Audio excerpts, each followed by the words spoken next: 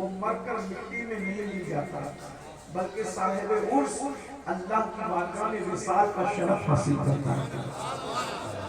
یہ بڑی سعادت کی بات، اسی لیے ہم اہل سنت تو یہاں تک کہتے ہیں کہ ہمیں مدینے جانے سے جتنی خوشی ہوتی ہے اس سے زیادہ خوشی ہمیں مر جانے میں ہونی چاہیے۔ اس کی وجہ یہ ہے، یقین کی بات ہے، صرف یقین کی بات ہے، اگر مدینے جاؤ تو گنبد نظر آتا ہے اور مر جاؤ تو گنبد والا نظر آتا ہے۔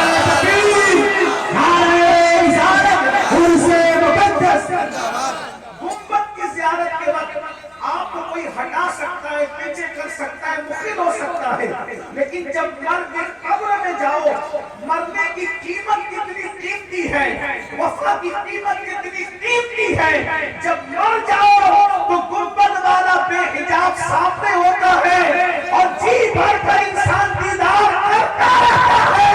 میرے نام کہتے قبر میں رہلائیں گے، تا حشر چشمے نور کے جلوہ فرما ہوگی جب طاعت رسول اللہ۔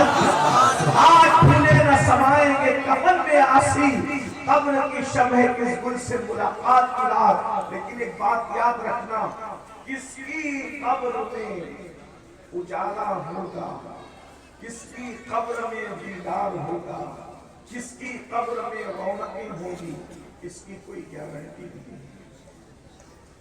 بڑی معذرت کے ساتھ بہت اللہ والے کہلانے والے ایسے ہوں گے کہ جن کی قبر میں سانپ اور بچھو ہوگی، اس لیے کہ اللہ والے کہلانے میں کسی کو دھوکہ ہو سکتا ہے، اور بہت ایسے بدنام زمانہ بھی ہوں گے جن کی قبر جنت کے باغوں میں سے ہوگی، اس لیے کہ وہ جس سے راضی ہونا چاہیے کتے کو پانی پلانے پر بھی راضی ہو جاتا ہے، اور اگر راضی نہ ہونا چاہے تو ہزاروں سال سجدہ کرنے والے سے بھی راضی نہیں ہوتا۔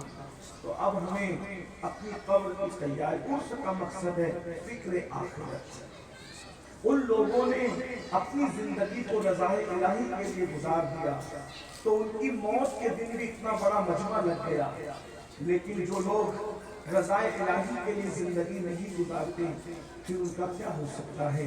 اللہ کے رسول صلی اللہ علیہ وسلم فرماتے ہیں کہ قبر انسان کو ایک دن میں 7 مرتبہ پکار کر کہتی ہے، اے میرے اوپر اکڑ کر چلنے والے، اے میرے اوپر گناہ کرنے والے، اے میرے اوپر پاپ کرنے والے، اے میرے اوپر اللہ کی نافرمانی کرنے والے، ایک دن تو میرے اندر آئے گا، میرے سینے میں آئے گا، اس دن میں تجھے مزہ چکھاؤں گی، کیونکہ میں اندھیرے کا گھر ہوں، میں تاریکی کا گھر ہوں، میں سانپ اور بچھوؤں کا گھر ہوں، میرے اندر جو ہے کوئی مونس نہیں ہے، میرے اندر کوئی غمگسار نہیں ہے، میرے اندر کوئی غمخوار نہیں ہے۔ ایک دن میں قبر 7 مرتبہ پکار کر کہتی ہے، اور اگر آپ حق سننے کے لیے آئے ہیں تو ایک بات میں عرض کروں، شاعری کی کائنات الگ ہے، احادیث مصطفیٰ کی کائنات الگ ہے۔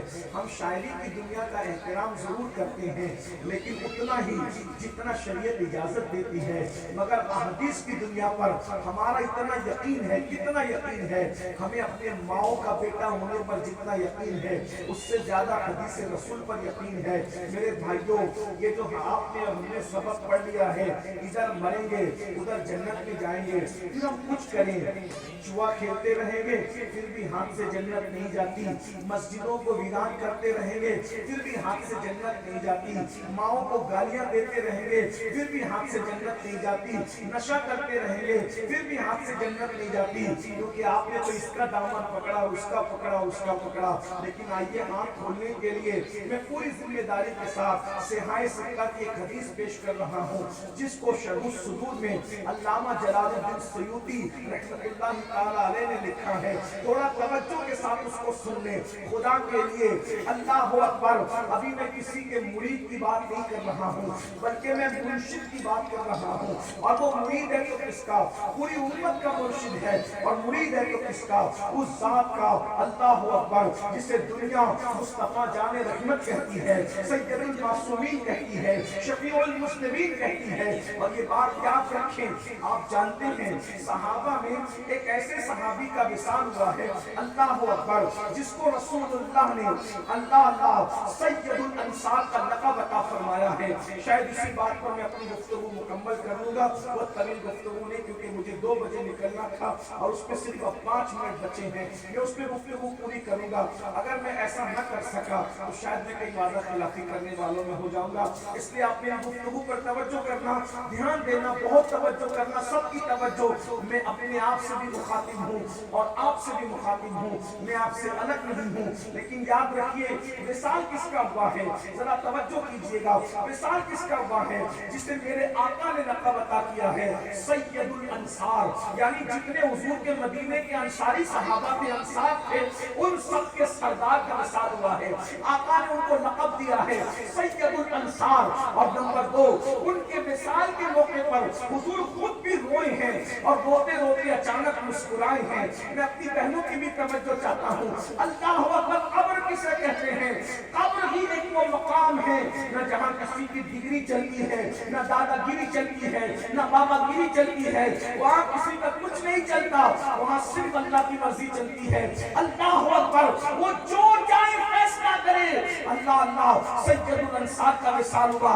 میرے آقا روتے روتے مسکرا پڑے. صحابہ نے عرض کی میرے آقا ہمارے ماں باپ آپ پر قربان، آپ روتے روتے کیوں مسکرا رہے ہیں؟ تو میرے سرکار فرماتے ہیں یہ سید الانصار سعد بن معاذ جس کی روح جب آسمانوں پر لے جائی گئی تو اس کی روح کی خوشی میں عرش جھوم رہا تھا.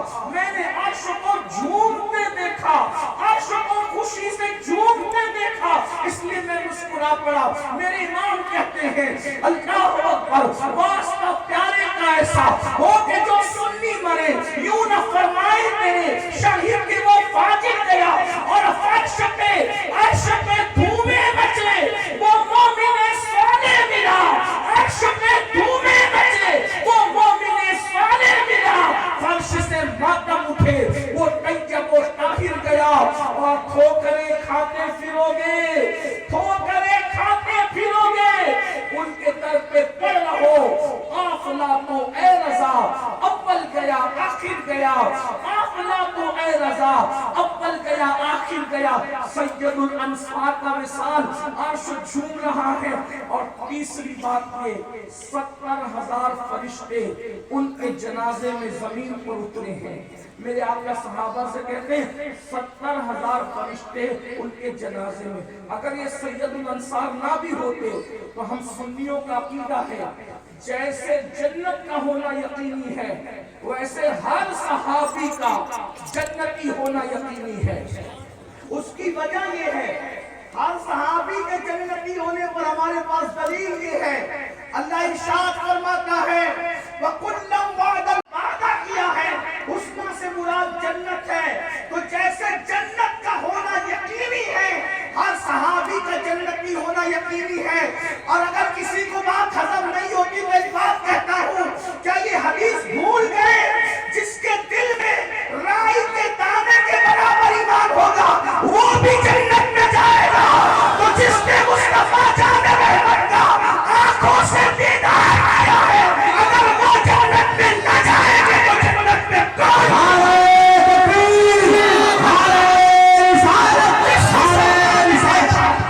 جس مسلمان نے دیکھا انہیں ایک نظر، اس نظر کی بصارت میں لاکھوں سلام. خدا ان کو کس پیار سے دیکھتا ہے. میں نے امام کے شعر پہ تھوڑی سی توجہ کی، غور کیا کہ اللہ ان آنکھوں کو بھی پیار سے دیکھتا ہے جو آنکھیں حضور کو دیکھتے ہیں. میں نے سوچا اللہ کیوں دیکھنے لگا ان آنکھوں کو پیار سے، وہ کیوں دیکھتا ہے؟ تو مجھے خیال آیا جب کوئی کسی کو دیکھتا ہے تو اس وقت تک انسان دکھتا نہیں یا چیز دکھتی نہیں جب تک کہ اس کا عکس ہماری آنکھ کی پتلی میں نہ بنے. جب آنکھ کی پتلی میں عکس بنتا ہے تو سامنے کی چیز نظر آتی ہے. اللہ محبوب سے پیار کتنا کرتا ہے، محبوب کے چہرے کو بھی دیکھتا ہے لیکن جس کی آنکھ کی پتلی میں محبوب کے چہرے کی تصویر بن جاتی ہے خدا ان آنکھوں کو بھی پیار سے دیکھتا ہے. میری بات نے کیا نقشہ کھینچا ہے؟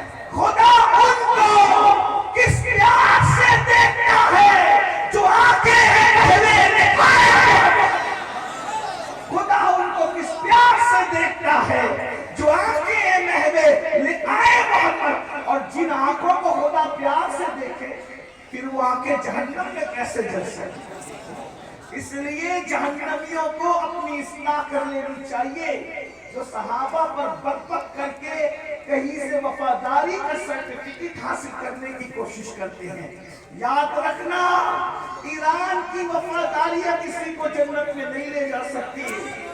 اگر وفا لے کر جائے گی تو مصطفیٰ جان رحمت کی وفا جنت میں لے کے جائے گی. اور نبی کا سچا وفادار وہی ہے جو اہل البیت کا بھی ادب کرتا ہو، صحابہ کا بھی ادب کرتا ہو. اور وہ سچا مسلک اہل سنت کا ہے بیڑا پار. اصحاب حضور نجم ہے اور ناؤ ہے فطرت رسول اللہ. اصحاب نجوم رہنما ہے کشتی ہے آل مصطفیٰ.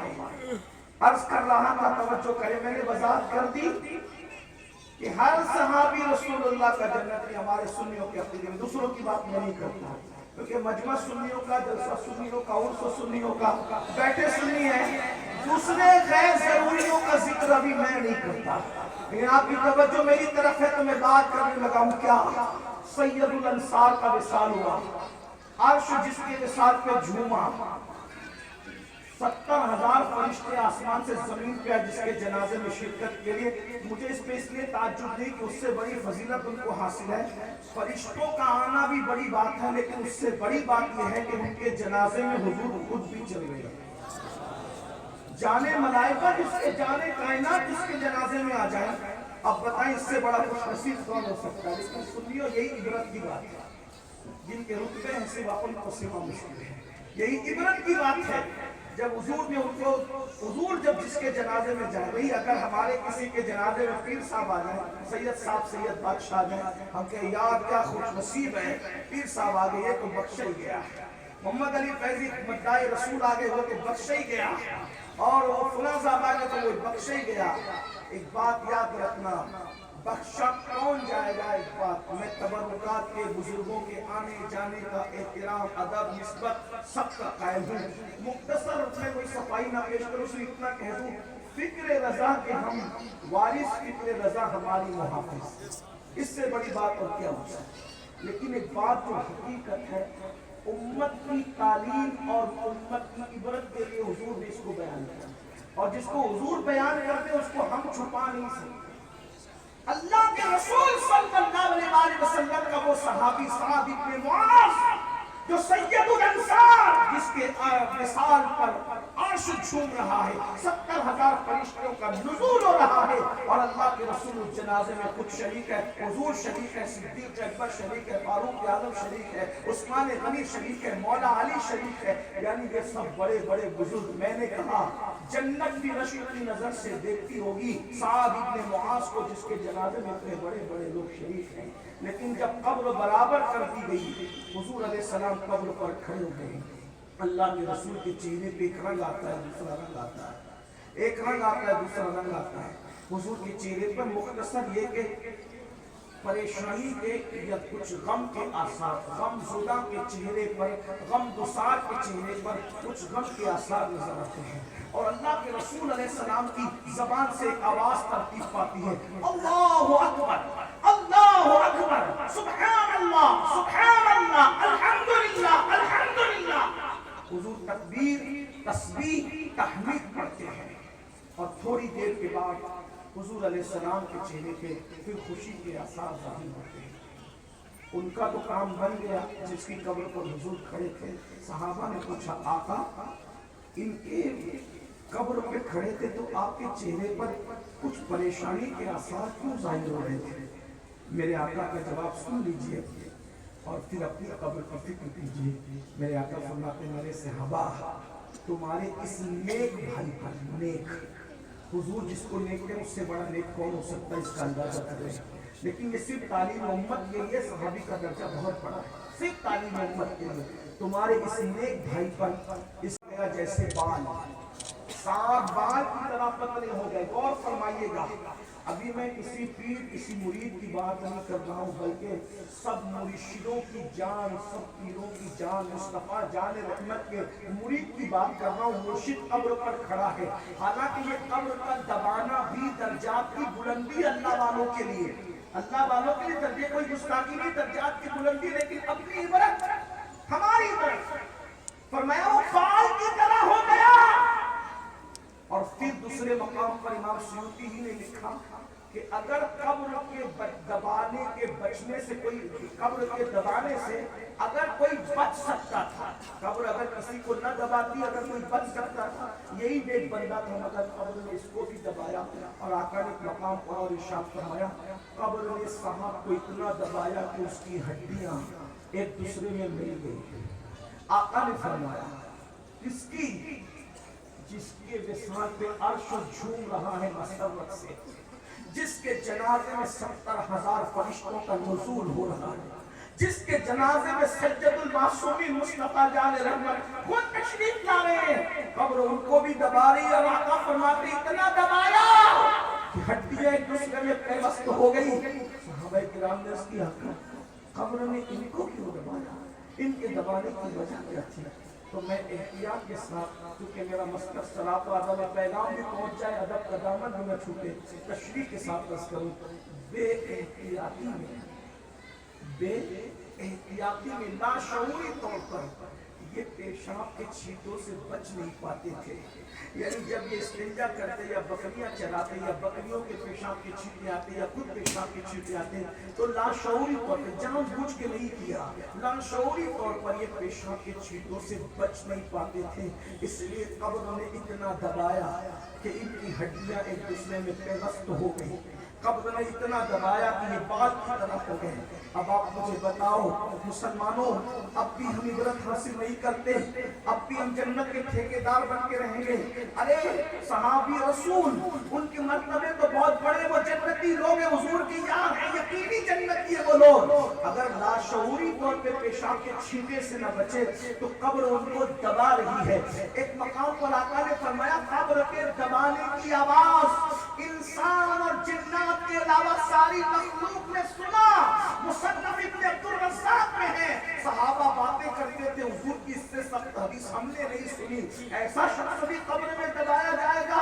अब मुझे बताओ, जब ऐसी हस्ती कब्र में दबाई जा रही है सिर्फ इस वजह से कि पेशाब के छींटों से लाशऊरी तौर पे न बच सके, तो कब्र में यूं दबाया जा रहा है, हालांकि अज़ाब के तौर पे नहीं, सजा के तौर पे नहीं, दर्जात की बुलंदी के तौर पे, मोहब्बतों के तौर पे, शफ़क़तों के तौर पर, अल्लाह और उस अमल के कफ़ारे के तौर पे। जब पेशाब के छींटे से न बचे तो यूं दबाया जाता है मकबूल बंदा कब्र में। तो जो ज़िना के अड्डों को आबाद करते हैं, कब्र में उनका क्या हाल होगा? जो जुआ खेलते हैं, कब्र में उनका क्या हाल होगा? जो औरतों पर पाप की नजरें डालते हैं, कब्र में उनका क्या हाल होगा?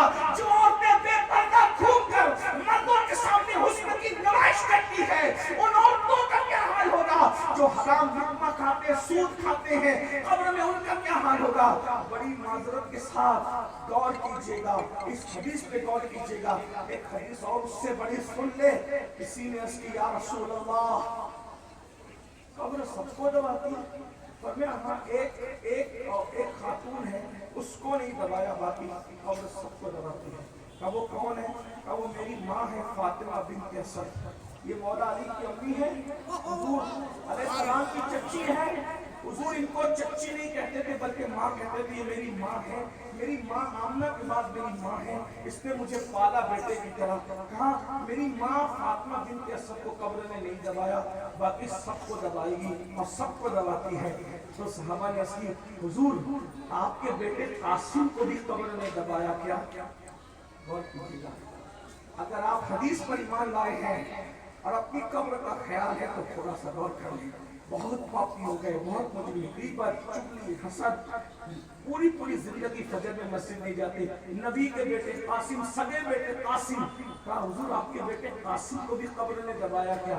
आका ने फरमाया कासिम तो उम्र में बड़े हो गए थे, उनसे छोटे बेटे जिसने बहुत छोटी उम्र में विसाल पाया, दूध पीती उम्र में, जिसे दुनिया इब्राहिम बिन मोहम्मद कहते हैं, उसको भी कब्र ने दबाया। मेरे उस बेटे को भी कब्र ने दबाया, वो भी कब्र के दबाने से महफूज न रहा, उसको भी कब्र ने दबाया। कब्र ने उसको, गौर कीजिए, हुजूर का सदा लेता है। अभी न किसी पीर की बात हो रही, न किसी मुरीद की बात हो रही। मुसलमानों हम कहाँ हैं?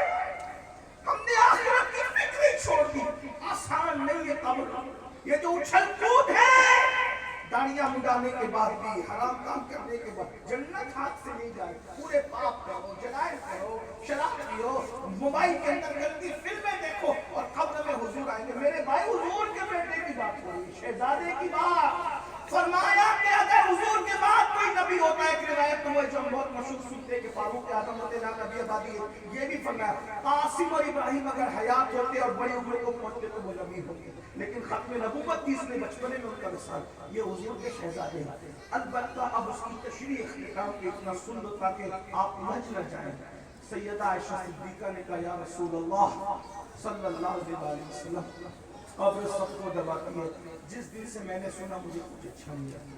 پر میں عائشہ دباتی تو سب کو ہے، سب کو دباتی ہے، لیکن جس سے اللہ ناراض ہوتا ہے اس کو ایسے دباتی ہے کہ اس کی ہڈیاں پسلیاں توڑ دیتی ہے، اور ایک پسلی دوسرے میں کچھ. لیکن اللہ جس سے راضی ہوتا ہے اس کو بھی دباتی ہے، مگر ایسے دباتی ہے جیسے کوئی ماں برسوں سے بچھڑے ہوئے بچے کو اپنے سینے سے دباتی ہے.